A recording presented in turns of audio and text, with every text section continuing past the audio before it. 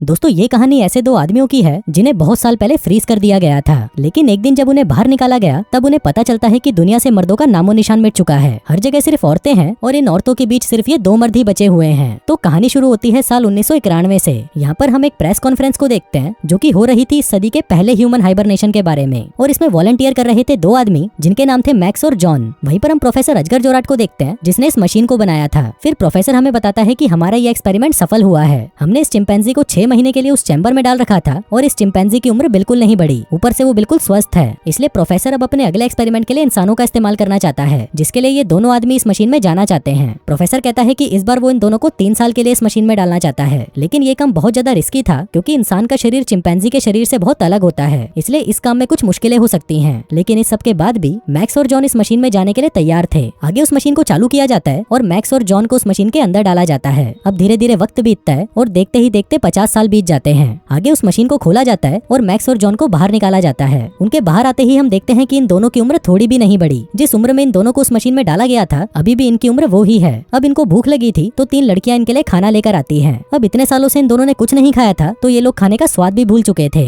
आगे मैक्स कहता है कि मैंने मशीन के अंदर एक शराब की बोतल और एक बीड़ी का बंडल छुपा के रखा था और अब उसको बाहर निकालने का वक्त आ चुका है। जिसके बाद वो अपना सामान बाहर निकालता है और वो दोनों वहीं पर बीड़ी जलाकर पीने लगते हैं। लेकिन जैसे ही वहाँ पर धुआं फैलता है हर जगह पर अलार्म बजने लग जाता है। इसी दौरान वहाँ पर 2 औरतें आती हैं और आग को बुझाने लगती हैं। थोड़ी देर बाद वहाँ पर डॉक्टर ब्लॉन्ड नाम की एक औरत आती है और उनको बताने लगती है कि प्रोफेसर अजगर जोराट अब मर चुके हैं। अभी सुनकर वो दोनों हैरान हो जाते हैं। डॉक्टर ब्लॉन्ड कहती है कि यहाँ पर एक महायुद्ध हुआ था और इस युद्ध में कुछ ऐसा हुआ कि इस धरती के सारे मर्द उसमें मारे गए। अब धरती पर सिर्फ औरतें ही बची हैं और तुम लोग भी इसलिए बच गए क्योंकि तुम इस मशीन में बंद थे। अब इस बात को सुनकर ये दोनों बौखला जाते हैं और वहाँ से भागने लगते हैं। लेकिन जैसे ही वो बाहर के दरवाजे को छूते हैं उन्हें बिजली का एक जोर का झटका लगता है और वो नीचे गिर जाते हैं। आगे जॉन इस बारे में सोचने लगता है और वो मैक्स से कहता है कि सब कुछ ठीक है क्योंकि हम 50 साल से इस मशीन के अंदर थे इसलिए हमें ये सब लग रहा है, जबकि ऐसा कुछ भी नहीं है। मैक्स कहता है कि भाई तू बिल्कुल ठीक कह रहा है, अगर इस धरती पर मर्द ही नहीं है तो हमारी जनरेशन आगे कैसे बढ़ रही है। उधर दूसरी तरफ इनकी बातों को डॉक्टर ब्लॉन्ड सुन रही थी और फिर वो इन्हें जवाब देती है कि यहाँ पर बच्चे मशीन से बनाए जाते हैं। अब ये बात सुनकर उन दोनों की और ज्यादा फटने लग जाती है। उधर दूसरी तरफ डॉक्टर ब्लॉन्ड के पास एक और डॉक्टर मारिया आती है। वो उसे कहती है कि तुम्हें अपने रिसर्च के बारे में बाकी के डॉक्टर से भी बात करनी चाहिए और तुम ऐसे ही चुपके से इन पर रिसर्च नहीं कर सकती। उधर दूसरी तरफ हम मैक्स और जॉन को देखते हैं जिनके कमरे में एक टीवी अचानक चालू हो जाता है और उसमें एक बच्ची कुछ बोल रही होती है। अब ये देखकर जॉन समझ जाता है कि अब जो बच्चे पैदा हो रहे हैं वो टेस्ट ट्यूब की मदद से पैदा हो रहे हैं। अब ये सुनकर मैक्स दुखी हो जाता है और कहता है कि ये लोग बच्चों के साथ ऐसा कैसे कर सकते हैं। जॉन कहता है कि पिछले 50 सालों में बहुत कुछ बदल चुका है, आजकल तो इन औरतों को हमारे काले घोड़ों की भी जरूरत नहीं रही। जिसके बाद वो दोनों दारू पीने लगते हैं और इमोशनल हो जाते हैं। फिर अगली सुबह जैसे ही उन दोनों की आंख खुलती है ये लोग अपने सामने डॉक्टर ब्लॉन्ड को देखते हैं। वो इनसे पूछती है कि तुम दोनों को कैसा महसूस हो रहा है। इस पर मैक्स कहता है कि अभी तो ठीक ही है, लेकिन अगर तुम मेरे लिए घोड़ी बन जाओ तो मजा आ जाएगा। अब ये सुनते ही डॉक्टर ब्लॉन्ड की सटक जाती है और वो उसे उठाकर नीचे पटक देती है। अब ये देखकर जॉन मैक्स से कहता है कि भाई इन औरतों को मजदूरी के बारे में कुछ नहीं पता और अगर ऐसे ही चलता रहा तो हमें हिलाकर ही काम चलाना होगा। फिर थोड़ी देर बाद डॉक्टर ब्लॉन्ड कुछ गार्ड्स को अपने साथ लेकर आती है और उन दोनों को बताने लगती है कि पूरी दुनिया में रेडिएशन फैल चुका है और अगर कोई भी इंसान बाहर जाता है तो रेडिएशन से उसकी मौत हो जाती है। हमारे पास एक जानवर था जिसकी रेडिएशन की वजह से मौत हो गई। अब ये दोनों जाकर सारे जानवरों को चेक करने लगते हैं। इसी दौरान वहाँ पर उनकी मुखिया टुनटुन मौसी आती है जिसको देखकर मैक्स हैरान हो जाता है और उससे बात करने लगता है। वो उससे उसकी उम्र पूछता है पर तभी वहाँ पर एक औरत उसे कहती है कि भीसड़ी वालों तुम्हें पता है तुम्हारी उम्र क्या है, तुम दोनों 86 साल के हो चुके हो। लेकिन मैक्स को इस बात से कोई फर्क नहीं पड़ता और वो टुनटुन मौसी के पास जाने लगता है। लेकिन तभी सारे गार्ड्स मैक्स को दबोच लेते हैं और उसकी गींड मारने लगते हैं। पर तभी पीछे से टुनटुन मौसी उन्हें आवाज लगाती है कि इसको छोड़ दो।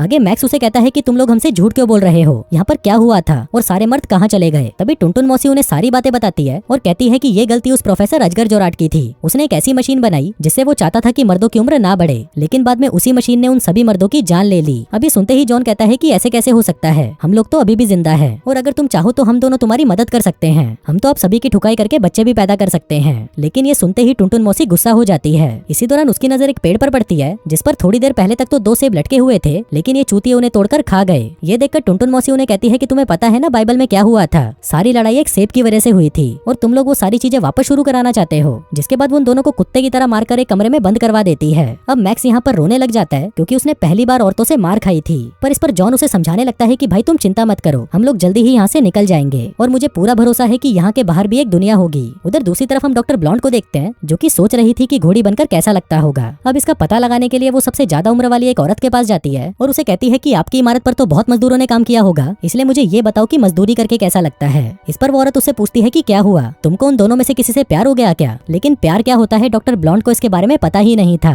तभी वो औरत उसे समझाने लगती कहती है कि अगर तुम उसके काले घोड़े की सवारी तब तक करो जब तक वो तुम्हारी गहरी गुफा में थूक ना दे, उसे ही मजदूरी करना कहते हैं और ये करके तुम बच्चे भी पैदा कर सकती हो। आगे वो उससे पूछती है कि तुम लोग उन दोनों के साथ क्या करने वाले हो। इस पर डॉक्टर ब्लॉन्ड कहती है कि हम तो उनका हथियार काटने वाली हैं, जिसके बाद हम उन्हें भी औरत बना देंगे। अब ये सुनते ही वो बुढ़िया कहती है कि फिर तो ये उनके लिए मौत से भी बड़ी सजा होगी। आगे उन दोनों मर्दों को पकड़कर लैब में लाया जाता है, जहाँ पर वो देखते हैं कि यहाँ पर तो औरतों का ब्रेन वॉश किया जा रहा है और उन्हें मर्दों के बारे में सारी गलत बातें बताई जाती हैं कि मर्द कैसे औरतों को टॉर्चर किया करते थे। आगे इन दोनों को एक एक फॉर्म साइन करने दिया जाता है जिस पर लिखा था कि इन लोगों के शरीर पर एक्सपेरिमेंट किया जाएगा, लेकिन ये पढ़कर वो दोनों उस फॉर्म पर साइन करने से मना कर देते हैं। थोड़ी देर बाद उनके ऊपर की सीलिंग खुलती है जहाँ पर बहुत सारी औरतें बैठी हुई थी। दरअसल ये औरतें यहाँ पर फैसला करने आई थी कि इन मर्दों के साथ क्या करना चाहिए, लेकिन ये सुनते ही वो दोनों वहाँ से भाग जाते हैं। फिर रास्ते में इन्हें दो औरतें नजर आती हैं जिनको देखते ही ये दोनों उन पर टूट पड़ते हैं और उन्हें पकड़कर चूसने लग जाते हैं। उधर वो सारी औरतें मिलकर ये फैसला करती हैं कि अब इन दोनों मर्दों पर एक्सपेरिमेंट्स किए जाएंगे। दूसरी तरफ वो दोनों भागते हुए नीचे पहुंच जाते हैं जहाँ पर उनको एक अंडरग्राउंड रास्ता नजर आता है, जिसकी मदद से वो दोनों नीचे पहुंच जाते हैं। फिर बाहर आते ही इनको वहाँ पर एक शराब की बोतल मिलती है और उसके साथ एक न्यूज़पेपर भी, जिसमें लिखा था कि 1993 में एक ऐसा हादसा हुआ था जिसमें सारे मर्द मारे गए। इसी दौरान वहाँ पर उनको पकड़ने के लिए गार्ड्स पहुंच जाते हैं, जिनको देखते ही वो वहाँ से भागकर एक टनल की मदद से बाहर आ जाते हैं। फिर बाहर आते ही इन्हें वहाँ पर बहुत सारी औरतें दिखाई देती हैं जो कि पार्टी कर रही थी। दरअसल ये औरतें बागी थीं जो इनकी लीडर टुनटुन मौसी के नियमों को नहीं मानती थीं। अब वो दोनों ये सब देख ही रहे थे कि तभी वहाँ पर गार्ड्स आ जाती हैं और इन दोनों को दबोच लेती हैं। वहीं नीचे भी वो औरतें गार्ड्स को देखकर डर जाती हैं और वहाँ से भागने लगती हैं। अब इसी भगदड़ का फायदा उठाकर मैक्स और जॉन भी गार्ड्स को चकमा दे देते हैं और वहाँ से भाग जाते हैं। लेकिन भागते भागते ये लोग एक लिफ्ट में पहुंच जाते हैं और वहाँ पर देखते हैं डॉक्टर ब्लॉन्ड को, जिसको देखकर ये दोनों डर जाते हैं। पर तभी डॉक्टर ब्लॉन्ड उनको समझाती है कि अगर तुम लोग बाहर गए तो जिंदा नहीं बचोगे। इस पर वो दोनों उसे कहते हैं कि हमको चूतिया मत बनाओ। तभी डॉक्टर ब्लॉन्ड उन दोनों को एक मशीन के पास लेकर जाती है और उन्हें उससे बाहर देखने के लिए कहती है। फिर उस मशीन से देखने पर उनको पता चलता है कि बाहर हर जगह तबाही मची है और कोई भी इंसान बाहर जिंदा नहीं रह सकता। इसके साथ साथ डॉक्टर ब्लॉन्ड उनको बाहर रेडिएशन भी दिखाती है कि बाहर का रेडिएशन लेवल कितना ज्यादा है और इसी रेडिएशन की वजह से सारे आदमियों की मौत हुई थी। लेकिन उसकी ये बात ये दोनों गधे नहीं मानते और कहते हैं कि हम तो बाहर जाकर मरना पसंद करेंगे, जो कहकर वो वहाँ से चले जाते हैं। लेकिन डॉक्टर ब्लॉन्ड कहती है कि मैं तुम्हें ऐसे मरता हुआ नहीं देख सकती, जो कहकर वो वहाँ पर गार्ड्स को बुला लेती है। तभी गार्ड्स आकर उन्हें वहाँ से ले जाने लगते हैं। अब वो दोनों डॉक्टर ब्लॉन्ड को गालियां देने लगते हैं और कहते हैं कि तुम बहुत खुदगर्ज लड़की हो। इसी दौरान डॉक्टर ब्लॉन्ड के पास दो गार्ड्स आती हैं और उन्हें बताने लगती हैं कि तुम्हारा प्रमोशन कर दिया गया है। साथ ही वो उसे ये भी कहती है कि इन दोनों मर्दों को वांटेड घोषित किया गया है और अब जल्दी ही इनको ऑपरेशन करके लड़की में बदल दिया जाएगा। लेकिन इससे पहले डॉक्टर्स को तुम्हारे रिसर्च की जरूरत है, क्योंकि इन दोनों मर्दों के साथ सबसे ज्यादा तुम ही रही हो और तुम्हारे रिसर्च के आधार पर ही इन दोनों मर्दों को औरतों में बदला जाएगा। लेकिन तभी हम देखते हैं कि डॉक्टर ब्लॉन्ड को ये चीज अच्छी नहीं लग रही थी और वो नहीं चाहती थी कि इन दोनों को औरतों में बदला जाए। उधर दूसरी तरफ हम मैक्स और जॉन को देखते हैं, जिनको लैब में ले जाया जा रहा था।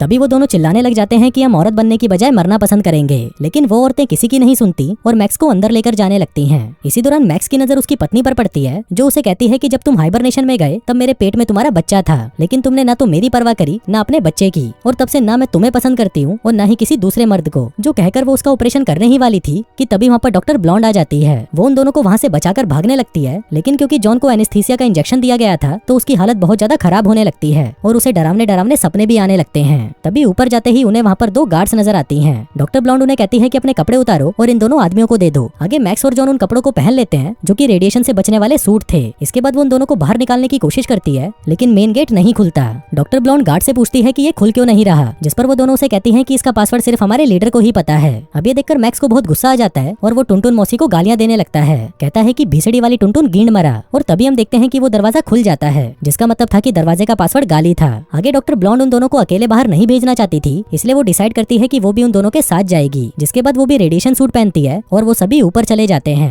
फिर ऊपर जाकर वो देखते हैं कि हर तरफ तबाही मची हुई है और सब कुछ बर्बाद हो चुका है। लेकिन मैक्स जैसे ही आगे बढ़ता है वो एक पर्दे से जाकर टकरा जाता है। इसके बाद वो अपना चाकू निकालता है और उस पर्दे को काट देता है। आगे वो पर्दे से बाहर निकलते हैं और देखते हैं कि बाहर तो सब कुछ नॉर्मल है और अब तक जो ये लोग देख रहे थे वो बस एक नाटक था। फिर ये लोग चारों तरफ घूमने लगते हैं और इसी दौरान उन्हें एक बीच नजर आता है, जिसको देखकर ये बहुत खुश हो जाते हैं। लेकिन थोड़ी देर बाद उन सभी की ऑक्सीजन कम होने लगती है। पर तभी मैक्स अपना सूट उतार देता है और देखता है कि यहाँ पर कोई भी रेडिएशन नहीं है। वो भीसड़ी वाली टुनटुन मौसी इन दोनों के साथ बाकी सभी औरतों को भी बेवकूफ बना रही थी। फिर थोड़ा और आगे बढ़ने पर उन्हें वहाँ पर एक बड़ा सा घर दिखाई देता है। वो लोग उस घर के अंदर जाते हैं जहाँ पर उन्हें बहुत सारा खाना मिलता है। थोड़ी देर बाद वहाँ पर एक गार्ड एमा आ जाती है और उन्हें कहती है कि तुम लोगों को गिरफ्तार किया जाता है। पर इसी दौरान उसके सूट में ऑक्सीजन कम होने लगती है और वो वहीं पर गिर जाती है। तभी जॉन उसे उठाकर घर के अंदर ले जाता है और उसका सूट उतारने लगता है। लेकिन फिर जैसे ही एमा की आंख खुलती है वो जॉन के ऊपर चिल्लाने लगती है। इसी दौरान गलती से उनसे टीवी का रिमोट दब जाता है और तब उन्हें पता चलता है कि लीडर ने हर जगह ये अफवाह फैला दी है कि डॉक्टर ब्लॉन्ड की मौत हो चुकी है। जिसके बाद वहाँ पर दो औरतों को दिखाया जाता है और कहा जाता है कि ये दोनों मैक्स और जॉन है, जिन्हें ऑपरेशन करके औरत बना दिया गया है। अब ये लोग ये सब देख ही रहे थे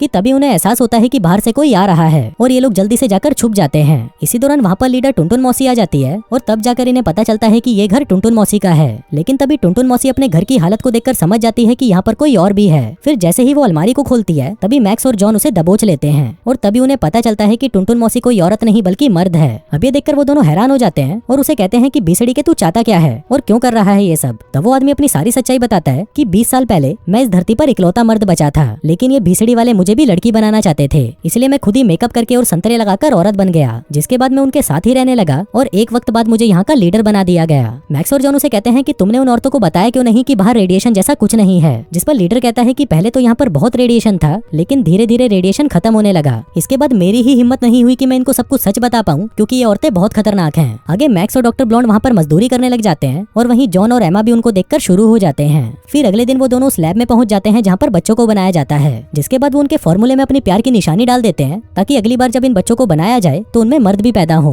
जिसके कुछ सालों बाद हम देखते हैं कि जब बच्चे पैदा होते हैं तो वहाँ पर नर्स देखती है कि उनमें एक मर्द भी पैदा होता है। अब ये देखकर उस नर्स की फट जाती है और दोस्तों इसी के साथ ही ये कहानी यहीं खत्म हो जाती है।